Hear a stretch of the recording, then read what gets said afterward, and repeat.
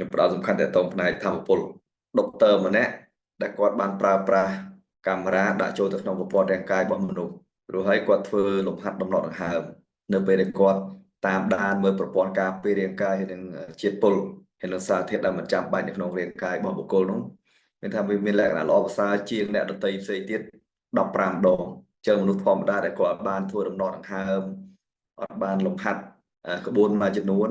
សុខភាពរបស់គាត់អត់សូវល្អហើយជាលទ្ធផលគាត់ឆាប់ស្លាប់បាទអញ្ចឹងសំណួរសួរថាបើគ្រាន់តែដកដង្ហើមគ្រាន់តែប្រើប្រាស់ក្បួនមួយចំនួនហាត់ប្រាណសមាធិញ៉ាំឲ្យបានត្រឹមត្រូវកើនអាយុបងប្អូនអ្នកខ្លះធ្វើបងប្អូនអ្នកខ្លះធ្វើសូមជួយដាក់ពាក្យ I នៅក្នុងឆាតបាទងាយអត់មានអីបាក់បងខូចតែយើងមកធ្វើតែសាមញ្ញអញ្ចឹងបានតាត្រាំគាត់អត់ហ៊ានឆ្លើយនៅពេលគេសួរថាតើរូបមន្តអីខ្លះដែលត្រាំឯងបានអនុវត្តដើម្បីឲ្យមានអាយុវែងឥឡូវគាត់អាយុច្រើននៅតែមានធម៌ពលគាត់ថាគាត់អត់ហ៊ានចែកម្លេះព្រោះអាក្បួនដែល